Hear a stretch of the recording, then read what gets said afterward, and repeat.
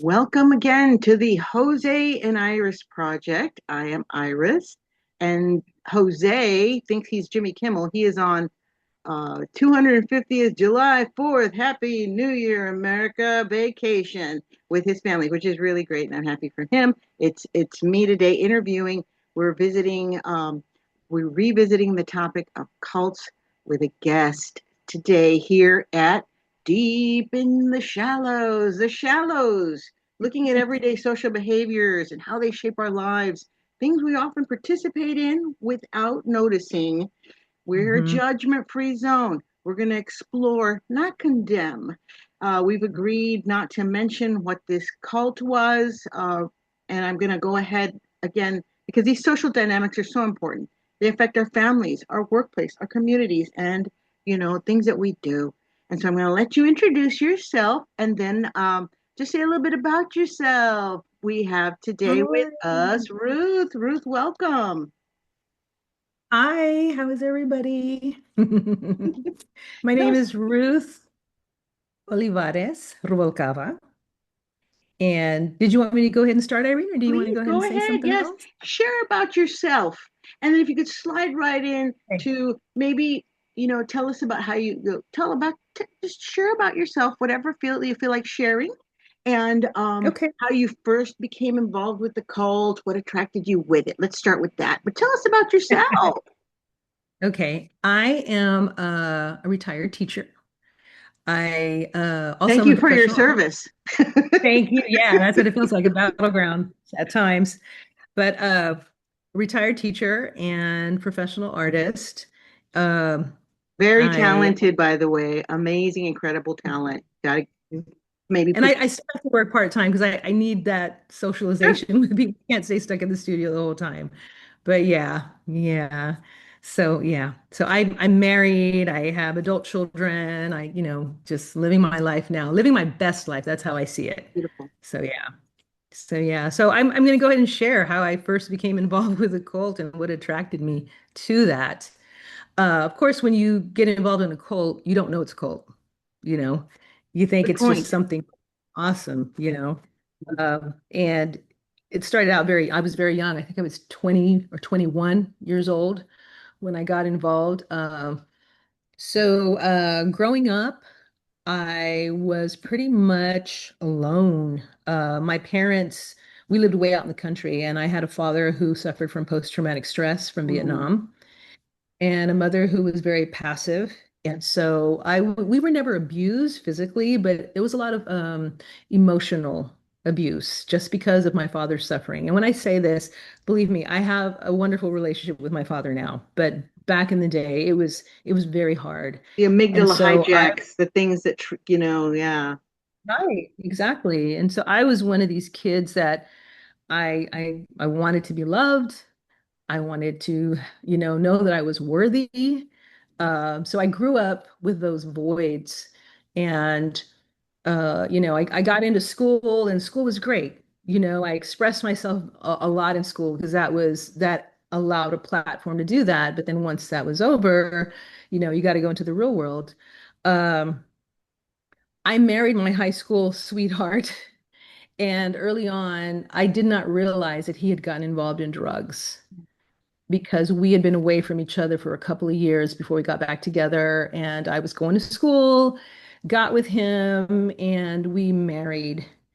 And I was pretty ignorant about drugs, hard drugs. And we were living in San Antonio, and I was working a job, and I didn't understand what his behavior, why he was acting so bizarre. But it got to where he was becoming physically violent with me. Oh no. And the violence was not just violent, it was almost torture, like, just keeping me up all night, tormenting me. Just it was really bad. And I couldn't go home. I Oh, couldn't go back to my dad. Um, so when I was at work, I would try to hide the bruises and hide what was happening. And I had a friend that I went to high school with, a good friend. She moved to California, and her sister got her involved in this church in California. And she believed that it was a good thing. And she knew that there were churches like this in San Antonio from this particular fellowship. And one day she called me and she could read through my words. She knew that I was suffering. And she, you know, lovingly called me out on the carpet, what's going on? And I broke down and I told her what was happening, and she offered to help. And I do believe that she was sincere because this person is no longer a part of that fellowship. As a matter of fact, she left way before I did. But she told me, I think I can get you some help. There's churches in San Antonio. I actually know them. I visited them. I can get some help for you. And I was willing because I was desperate. So I'm not kidding. Like the next day, there was a couple of women knocking at my door. And, they look normal, Wow. dressed normal, acted normal. Uh, they were very kind and very interested in me and wanting to know what I was going through. And I don't remember how we got into this conversation. My husband must have not been there because he would have caused a scene. Would have shut it down. But Yeah. yeah, they started communicating with me and they would communicate with me daily and just to catch up and see how I was doing, to make sure I was going to be okay. And they had told me that they had a group home for women, for single Oh, women, for mothers, single mothers. And they told me what it was all about. Kind of like, any church would have a group home, with a lot of support and counseling. And they told me, if you need help, we can help you. And I'm like, okay. So it got to where one day I went to work and my ex-husband was just getting worse and worse. And I remember him calling me at work and I was closing the store and him threatening me and telling me, you just wait till you get home. And I knew what that meant. And I was tired of it. And so I made the decision that I just wasn't going to go home. And I called you these know, ladies. very Yeah. brave of you. And yeah. And they went and they picked me up. And I didn't go home, which freaked my husband out. And I went to the group home, which was very supportive. Everything I needed was there. Of course, you're going to be a part of this group home. You have to go to church. And I understand that, it's a ministry.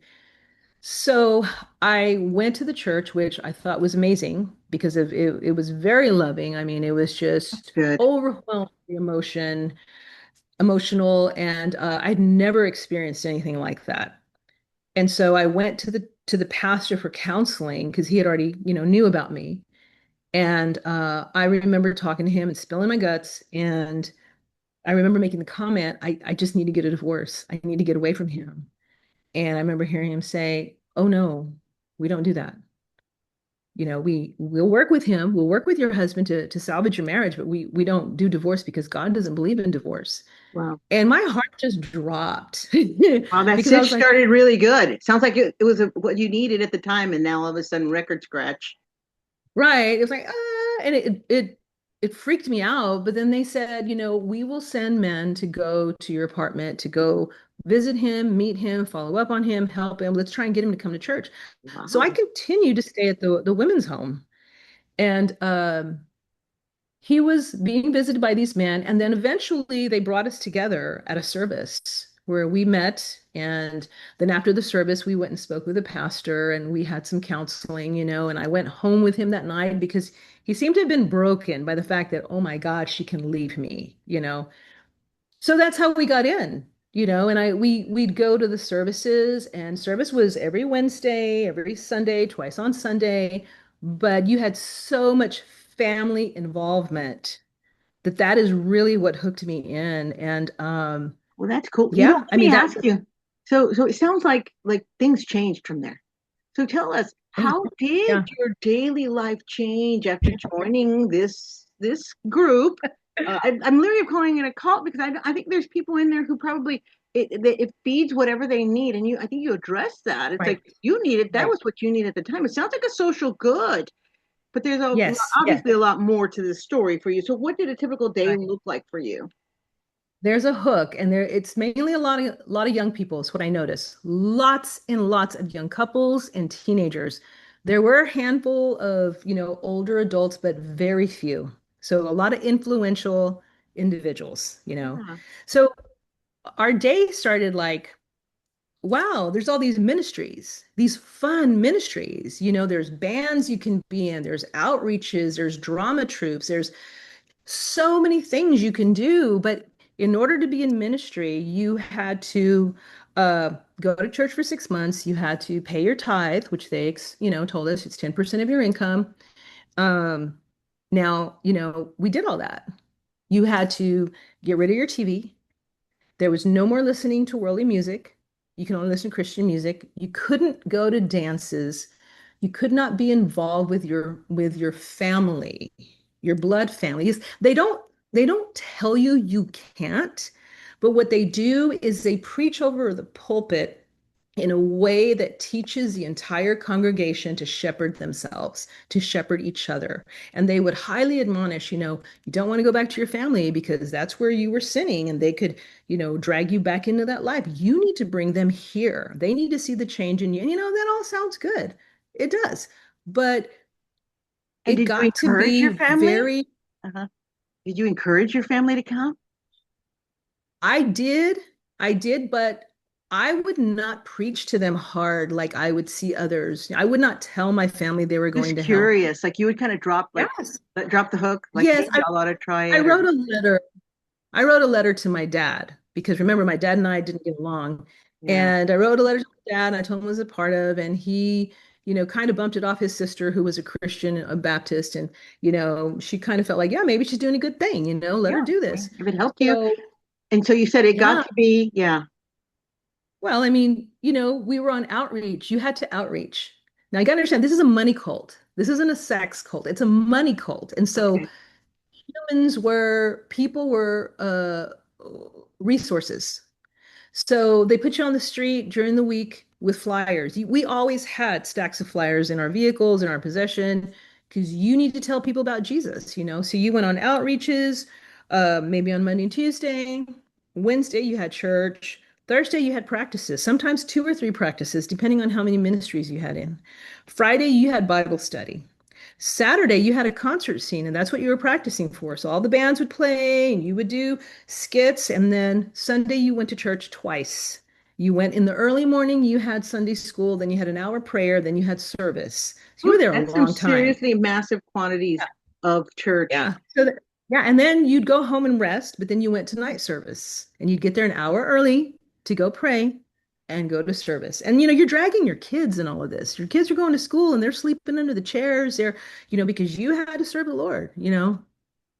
So you were extremely involved, so you didn't have time to think. And you made lots of friends. And so you were always being told you were part of the kingdom of God.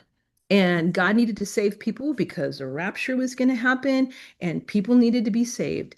And I don't remember what scripture it was, but I remember they would use this from time to time, saying that uh, their blood is on your hands. Oh my. If you don't tell these people about Jesus and they go to hell, it's your blood is on their hands. And there's a scripture that they would, twist for that. And so you felt guilty. You always felt like Jesus could come back any day. And if your heart's not right or their heart isn't right, You're just trying to you save you as don't know if many you're going to make it. people. You're trying to save as many people as you can, Yeah, right? Trying to save as many souls, especially yeah, people that you right. know. Hmm. I'm gonna let you know that I ran I ran into your husband David because we know each other and I know your husband. Uh, Hmm. he was handing out leaflets at a Bob Dylan concert. He Wow. I didn't know was. that. He Wow. was. And so anyway, that was so funny because he was out there handing out these church flyers and we're like, whoa, what's going on here? And that's exactly what we said. It was like, this guy's in a cult, man. But Yes, so can yes. you describe were there any significant moments or experiences that made you question your involvement in all of that? Yes. Okay, so my ex-husband was faltering through the years. So there were times when he did really good for a good length of time, and then he faltered back into the drugs. It was back and forth, and got really tiring. Okay. And we were in ministry and we had people under us, and it was embarrassing. It was humiliating because I just couldn't understand Oh, why the guy wouldn't get it. But right. now I understand there were mental health issues, and the church did not believe in counseling for mental health. Everything was Oh, spiritual. And so I look back at it now and I get it. But so there their idea was that there isn't anything that God can't heal. right. Right. Okay. Exactly. Pray it away. You're going to pray it away. Fine. They did that for a lot of things. I mean, anything. It was they just believed that. But Oh my. I wound up having to separate from him because it got so bad. The drug addiction at the end with him there, he got kicked out of the church. He was on meth. And I remember there was only one woman who spoke to me and actually told me to get a divorce because no one else would. They were seeing me suffer, but they would not give me any kind of counseling. And I was always made to feel that because I was a woman, I was the weaker vessel and I needed guidance. Okay. So if no one's giving me guidance, I'm thinking that I have to be here. I was Yeah. in here for 20 years. I mean, at that time, it was 17 years when he and I separated and we finally got divorced a few years later. But this woman spoke to me and she said, Ruth, it's time. And the reason she did is because she had gone through the same thing. She was older than me. Uh-huh. She had gone through something very horrific and she decided to just make the decision on her own to do what she had to do because nobody would tell her. And so when she told me that, it meant something to me and I was thankful. And then I went ahead, I got the divorce, and then I needed counseling. Yeah. And my pastor at the time was always evangelizing around the world. And he left this really young guy who was the director of the church who had no experience in marriage counseling, no experience in, raising children, nothing. I wasn't going to go to him. So I sought counsel outside of the church, which was a major no-no. So the counselor that I sought, he was a Christian counselor at another church, but he was a trained counselor with a degree. Wonderful. Yeah, and so when he sat down and talked to me, and I'd see him writing his notes. I mean, I was telling him about my daily life, everything I was doing. We met a few times. It only took a few times for him to crack me open and for me to realize what was happening. He was so wonderful and so gracious. Uh, I remember telling him that I was so angry at my ex-husband because I'd had a good life. I was a mother. I took pride in what I was doing. I loved my life, as a mother and being a housewife and everything that we did. And I felt that he stripped that away from me. And, I was in ministry. I couldn't be in certain ministries anymore because I didn't have a husband. Oh wow. And I remember this counselor telling me, why do you feel that God loves you any less? Because you don't do these things. And he said, you're going by works, and God doesn't go by works. He loves you just as much as he loves, the homeless person on the street or the drug addict who's laying over there on the corner. He loves you the same. And I could not fathom that. But yet I'd heard that all my life. I'd heard that all my Christian life, but I couldn't fathom that. And I got angry at him. And right when I got angry, it's like a mirror was put in front of me. Look, you're getting angry. Why are you so self-righteous? And I mean, it all fell And this apart was from you that. speaking to yourself, like you had an Yes, epiphany, like wait a minute, yes, what's yes, triggering me here? What's yes. going on? I had a moment of clarity, Mm. finally, right? So after these counseling sessions with him, I was still involved in the church, but I would start to see things differently. The sermons sounded different. The Bible studies sounded different. And I remember being in Bible study and not agreeing with something that they would say.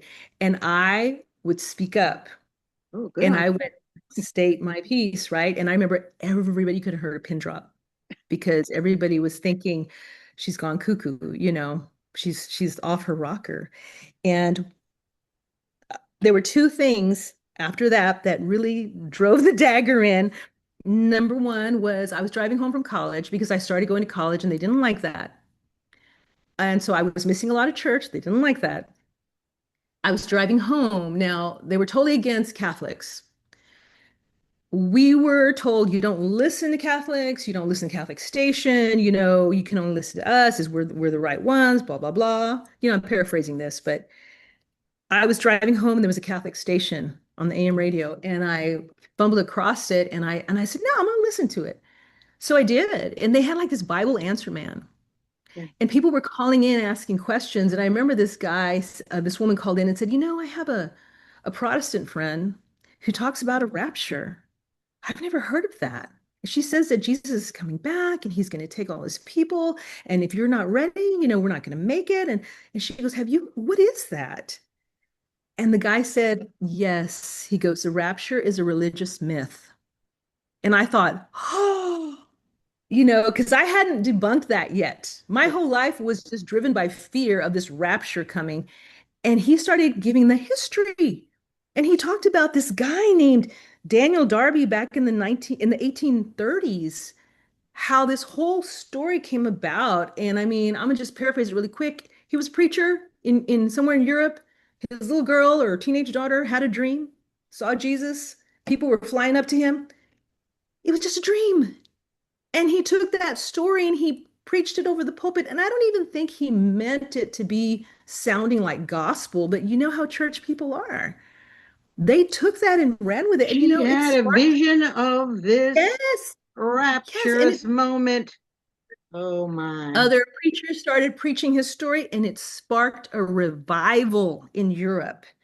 And Over a that has dream. been yeah, Over a that dream. has been like the biggest money maker that every evangelical church thrives on, Yeah. fear that this Well, the rapture is going to happen to fear. this day. Yeah. Yeah. Yeah. So The fear. The I went fear. home. Yeah. I went home and I got online. I was going to prove him wrong.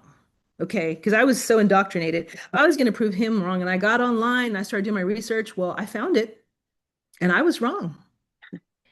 And I had to sit back and think, how about that?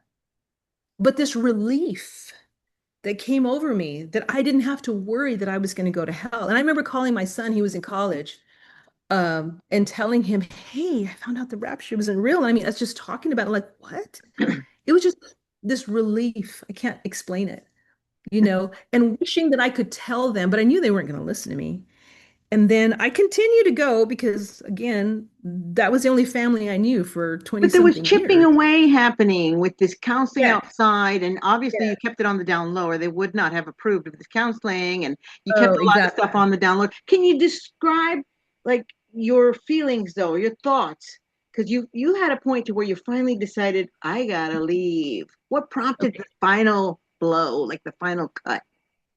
When I went to the church conference, the last conference that I was a part of that they have where they invite, I mean, it's world pastors come and they bring their disciples, their preachers to come, and it's huge.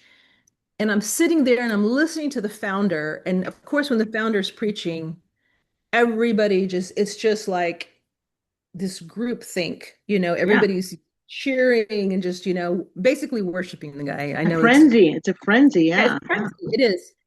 And I cannot remember the context that this was said, but it doesn't matter. He was talking about people. He was talking about gays because they were totally against gays. Oh He was my. talking about all kinds of people, and he used the term wetback Oh, oh, over the pulpit. oh. And what race was Irene, he? he was white, Okay. but Irene, everybody was clapping. Ugh. Whites, blacks, white, everybody was just going with him without question. And did I you like, didn't. were you appalled? I was appalled. I sat there and I looked around. I looked at everybody that was just cheering him on, everybody that was saying, Amen, brother. Yes. And when I looked down the aisle, there was another woman down my row. She was thinking the same thing I was because we made eye contact and we both realized this is wrong. And so slowly I began to pull away, not go to service as often because I knew that I couldn't just leave because they don't just let you. They start coming to your house. It's a form of gentle harassment, but they don't just leave you, you It's know. called like behavior. They're stalking you. Yeah, They're he's they're gonna. stalking, Mhm. exactly. So I made the decision that I was going to wean myself off little by little by saying I have to go to school, I have to be in school, whatever, whatever. And a friend of mine who her husband had Asperger's and some other issues, they would make fun of him because he couldn't be in the service. She played our piano and she told me, I think we're going to leave the church to go to a small group home so that Brian can go to church. And I said, don't tell them that you're going to do that. And she goes, why? They should understand. I'm like, they're not going to. They're not going to. I'm telling you, if you're going to leave, just leave. Don't ask for permission. Don't say anything. And she didn't. She went and talked to them, her and her husband, and it turned south really fast. It went very bad for them to where they even moved out of state, how bad it got. And later on, we were able to catch up. And I remember her telling me, when you told me about, the leader using the term wetback, I went and I told the pastor on you because that's what we used to do. We would squeal on each other to keep tabs on everybody. Sure, And he made sure. the comment. It's currency. It's so Yes, it's you get points. Yeah. yeah. He made the comment, "Oh, she must be listening to those hate sites." And I didn't know what that meant. Hate sites. The church has hate sites? Well, the internet, we weren't allowed to have internet. But back then, some pastors who had left had created a Yahoo group with all their stories, and people all over the world were joining and telling their stories. And I went and I found this hate group, Oh and my. I started reading everything. And that's when I realized this is a cult. Oh. And I left. I went to one Oh, last this. It was hard because there were so many people that I loved, but I knew that if there was going to be any chance for me to have a future and not be stuck there and married off to someone, I needed to get out of there with my kids. wow. And my Well, son was in college, but I still had Naomi, who was very young. oh yeah, you needed to get out. I'm glad you Yeah. decided that. Well, in what ways has your experience in this cult? So now clearly we see because your story started out like, oh, that's awesome. They want to help you, and all of a sudden you're like, Uh, you are on the hook. And really, it's like we need you to stay here because we need your money. Basically, you were yeah. currency too. You were a form Yes. of like the more people we have, the Yes. more money we have. So, in what ways has your Yes. experience in this cult shaped your views on faith or spirituality today? Well, because and I'm just going to say it, I feel like I was an asset because I was the church artist. I sang in many bands. I acted.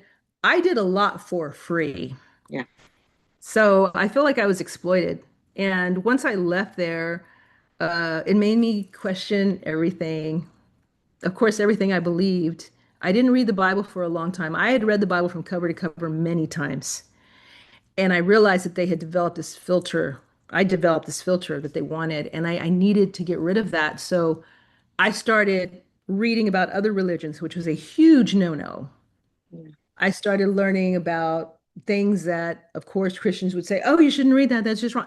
Debunking, debunking a lot of things, yes, I got involved in the, Native American drum circles, and I got involved in the Theosophical Society. I started learning about Kabbalah. I started learning about the Dead Sea Scrolls, yes. uh, Hermetics, Buddhism, and I will continue to learn about these things. But I do have to say that what it did with me, and it's something that I still work through, is that it's the trust issue. Anytime I'm in a group where I notice that there is one person who is very dominant, a leader or something, there's something in me that I want to walk out or I want to oppose. Well, that's a warning bell. That's a warning bell because It is. It when we did is. our and you should watch the part we did a two-part thing on cults, but that always involves a charismatic leader. But there's always Yes. Yeah. something funky about it too. You Yeah. start seeing all the Yeah. things. Well, so Right. how do you think society can better support individuals who have escaped from a cult to help reintegrate? How can society help? Because I know that most of the time people are like, ugh, yikes. I know. I know. And so, I so know. you're shunned over here and you're over here and what? What Mhm. then? What can I society mean, obviously you need counseling.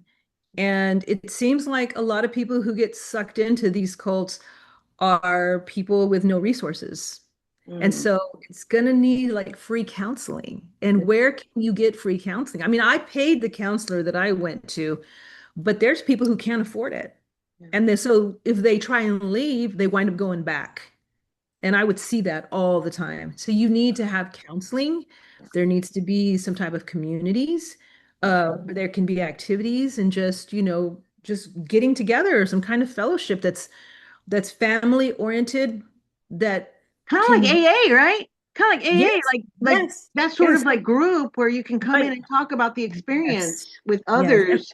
right. And I Wow. will say, they tried so hard to keep us from not being a part of our blood family without directly saying it, but we knew exactly what they meant. I didn't do that. I could not cut my family off completely. I did work on that relationship with my dad. And I do say that if you can still be in contact with your family and your friends and there's nothing toxic about it, don't cut them off. Right. Don't, because them telling you that they love you, that they miss you, is the best thing, Oh, because just hearing that can pull you back out, can pull you out of that mess, I had a lot of yeah. support from my family. I think that's helpful to hear, Yeah. especially people right now who are struggling because there are, and I won't call it what other people call it, but there is this sort of political leaning group that is considered Yes. like they drink the Kool-Aid, they wash Yes. down a cow pie with Kool-Aid, Yes. and it really is this sort of like I identify myself with this Yes. belief, Yes. and I can't, I'm in deep and I can't Right. get out. And so maybe if people would come and say, I I miss us, miss you. I miss you, I, Yes. Right. who are you? I don't recognize Right. you. Yeah, I miss you. We I want you to come want, back. Now, the worst thing you can do is tell somebody in a cult that they're in a cult. yeah, Because the minute you're you in a tell them that, cool. they're going to shut the doors on you because they're already Right. trained to do that. They're trained to do that. Shut the doors. That's just an attack from the devil. You need to cut them off. So the best thing is love Yeah. them. Tell them, we love I you and we miss you. totally agree. The Yeah, answer to all this sort of thing really is that we must find ourselves back in that wonderful place of love. Well, right. Ruth, we're running out of time now, but I do Mhm. want to thank you so much for coming and sharing your perspective. I know that You're we're going to be we're in our podcast. We do, like I said, it's deep into the shallows. We, again, without judgment, just kind of like unthreading things that we need to as a society, observing without judgment so that we can help find those solutions. And I love what you said. You hit the nail on the head. Love will help solve all of what's going on right now, this dissonance we feel. And I hope that you'll come back again because there's another topic that I want to talk to you about, but we'll share that later because we don't Okay. want spoiler alert for our viewers. But thank you so Thank much. you. I appreciate it. And, thank you, audience. Thank you so much. Jose will be with us next time. Thank you, Ruth. Deep in the shallows, where our everyday conversations, everyday interactions happen. Y'all have a blessed Yay. evening. Okay. Good night.